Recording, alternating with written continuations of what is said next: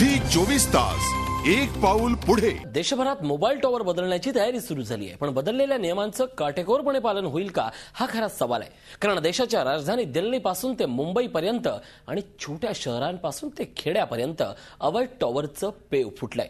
त्यावर सरकार मात कशी करणार हाच खरा सवाल आहे। पासून ते मुंबईपर्यंत आणि शहरापासून ते लहान लहान गावापर्यंत तुम्हाला हे चित्र पाहायला मिळेल।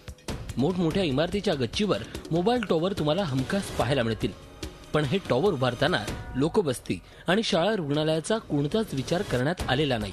देशभर कशा पद्धतीने हे टॉवर उभारण्यात आलेत ते या आकडेवारीवर नजर टाकल्यानंतर तुमच्या सहज लक्षात येईल। दिल्लीचा विचार केल्यास आज दिल्लीत एकूण 5656 मोबाईल टॉवर आहेत, त्यापैकी 47 मोबाईल टॉवर अवैध आहेत। मोबाईल टॉवर्सची संख्या जास्त असल्यास मोबाईल फोन धारकाला चांगली कनेक्टिव्हिटी मिळते असा दावा नेहमीच मोबाईल कंपन्यांकडून केला जातो, पण गजबजलेल्या ठिकाणी कमी उंचीवर उभारण्यात आलेले टॉवर आरोग्याला घातक ठरू लागलेत।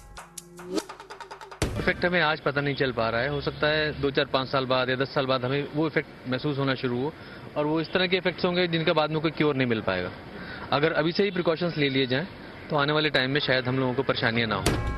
मोबाईल टॉवर कंपन्या मनमानी पद्धतीने मोबाईल टॉवरची उभारणी करत असल्याचा आरोप स्थानिक स्वराज्य संस्थांकडून करण्यात येतो।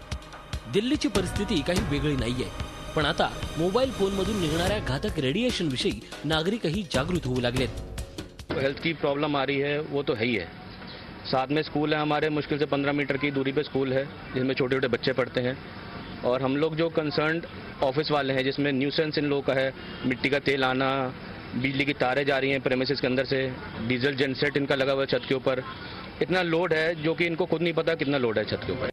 मोबाईल मधून निघणाऱ्या रेडिएशनचा धोका लक्षात घेता केंद्र सरकारनं नवीन नियम लागू केले आहेत। त्यानुसार आता मोबाईल कंपन्यांना रेडिएशनची तीव्रता कमी करावी लागणार आहे, तसंच गजबजलेल्या ठिकाणी मोबाईल टॉवरची संख्याही कमी करावी लागणार आहे।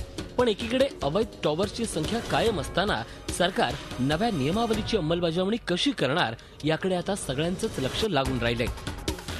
आज शहरी तसंच ग्रामीण भागातही मोठ्या प्रमाणात अवैध मोबाईल टॉवर कार्यरत असून त्यावर आता सरकारला कडक कारवाई करावी लागणार आहे। तसंच नव्या नियमांचं पालन केलं जात आहे की नाही यावरही लक्ष ठेवावं लागणार आहे। झी 24 ताससाठी ब्युरो रिपोर्ट, मुंबई। झी 24 तास एक पाऊल पुढे।